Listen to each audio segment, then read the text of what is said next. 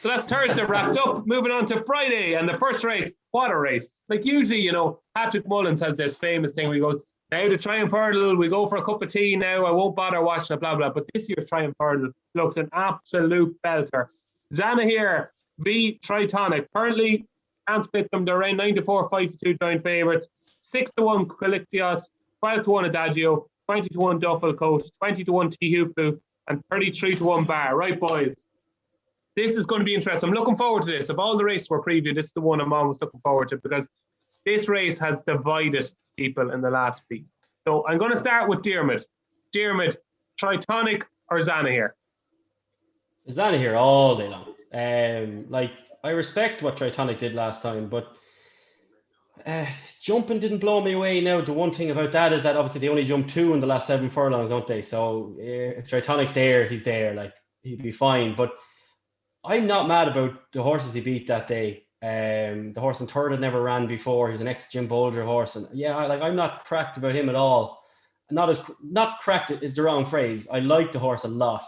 But I think this market is an advertisement for recency bias. Like what Zanahiyr did at Fairyhouse. I agree.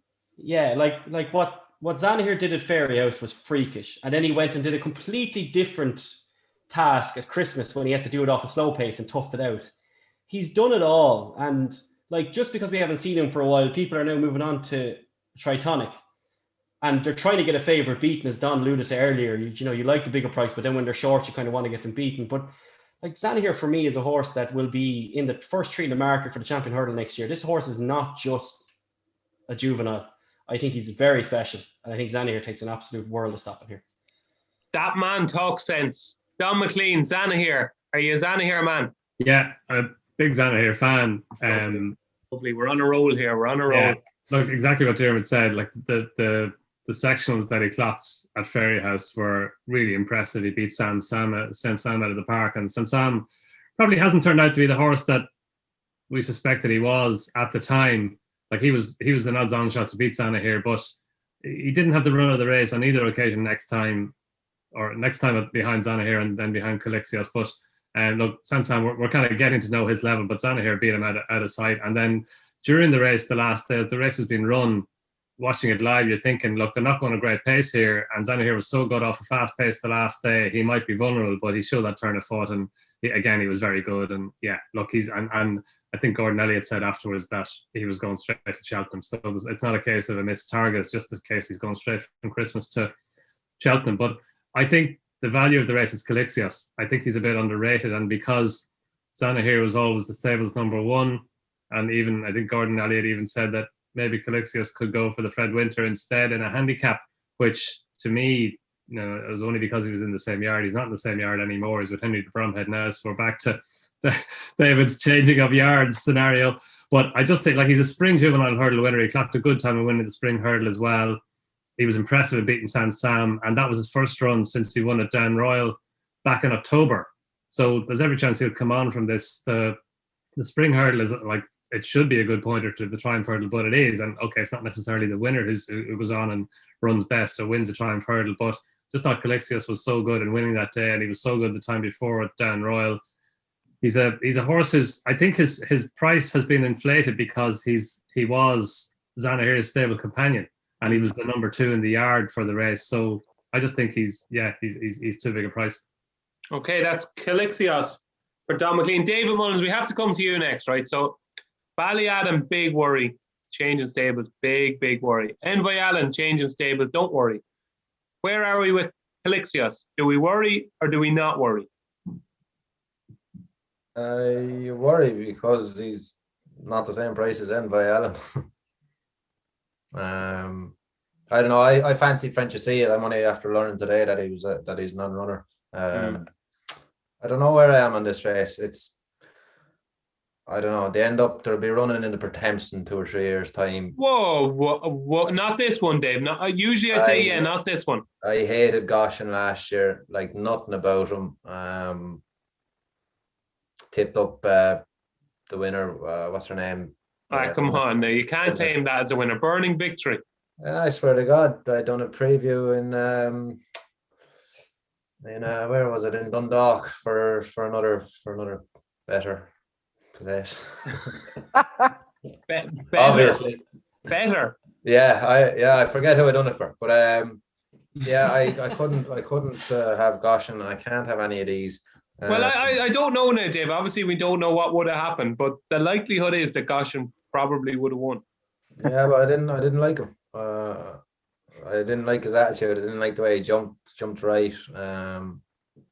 But I don't know. These horses this year look straightforward enough. There's no runaway winner. There's no runaway horse that's winning. They're all doing it normal. So listen, take your pick. I don't know, Zanahiyr. I gave Saint Sam a bit of a stones that day in Leopardstown. He didn't settle. We went too slow. I didn't want to say it, yeah. Yeah, that's the way it worked out. But, yeah. Is he a good horse, David? Saint Sam. Yeah, he's a good horse. He's a good horse. Yeah. Like he's better than, like, he's 136 in Ireland. He's 139 in England. He's better than that. Yeah, he's a solid 140, 145 horse, I'd say, and that should be good enough to win. That should be good enough to win a triumph. To me, I think it's a terrible race normally. Yeah, I think this year could be a bit above average. Well, I tell you what I think. I think Zanahiyr at 5-2 is the best value favourite at the Cheltenham Festival. I do not understand why this horse is bigger than 6-4. I think he's got a cracking chance. I think he's more ability now than Tritonic has, even though Tritonic was a 99 rated horse on the flat. Dean Ryan, what do you like in the Triumph Hurdle? Yeah, all the word about Zanahiyr being as good as it looks, I think it can be thoroughly believed. I'm amazed it's not favourite, although I was very taken by Tritonic the last day, and Alan King has sent worse horses to this race and won it. I think he's very excited about it. So it's a match. Whichever's bigger on the day is the one I'll back. Tritonic was the bet before the Adonis, but like this is water under the bridge now. I mean, he looks. If the ground comes up quick, which is unlikely, they're going to keep it good to soft. Maybe on the softer side, Zanahiyr should probably beat him, but I wouldn't rule out Tritonic. I don't think it's going to be easy for either of them, but one of them will win. Good race. Yeah, Zanahiyr. Mikey, you're writing an awful lot of notes there now. I'm very impressed. I just spotted you there on the camera now, and you're scribbling down stuff, and you're analysing things, and you're analysing what people say. Can we have a look at the notes? No. Yeah. I'm taking your tips for Thursday there. Oh, okay. Because at the end of the day, you know more than us, really, when it comes to farm. You know. So, now, Mikey, that probably mightn't be the best thing to say in a Cheltenham preview night when you're on as an expert. I give the audience what they want to hear, you know. So rugged handsomeness. No, I wish. What'll win the Triumph Hurdle? I've had lonely nights outside Coppers too, Jenny. Don't worry. Coppers, I had a desperate record in Coppers. Anyway, I give Willie's Hot on Collares in each way squeak. Yeah, Lord. Hot. Give us that name again. Hot on Collares. He's an each way squeak, hopefully. Can you elaborate there? Or? Yeah, he's came from France. Joe Donnelly horse. Rode him a couple of times. He's nice. Yeah. Has he ran for Willie yet? Pardon? Has he ran for Willie yet? Not in Ireland, no. Right. And will he run here? I'm not sure. Yeah, he will, I'd say. You can take no runner, no bet, to be fair. So we grant it. Yeah. So come here, 33-1, Mike. Who's non-runner, no bet? I think they're all non-runner, no bet now. Go away. Yeah. Is he? So this horse is obviously, you're getting a good feel of him. Yeah. Okay. Good enough. One word answers from Mikey Fogarty. It must be something special. There you go. That's our Triumph Hurdle. I'm saying it's an open race, but I wouldn't be afraid to ride him in it now. Yeah, that could be. That's what he said. You're part of the team. You could be riding this fella. Well, he just asked, is it non-runner, no bet? So he might be after incriminating himself.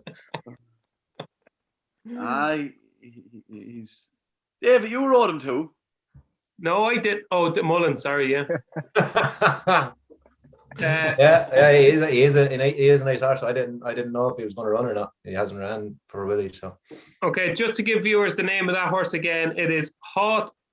I'm going to try and do my best French accent here. It's Hot en Colère. Is that right, Mikey? That's shocking. What would you go with? I did German in school. No, I did Latin. Would you believe I did Latin in school? Would you believe that? Right. Anyway, that came in good use, I did it. With you, Jennings, I'd believe anything.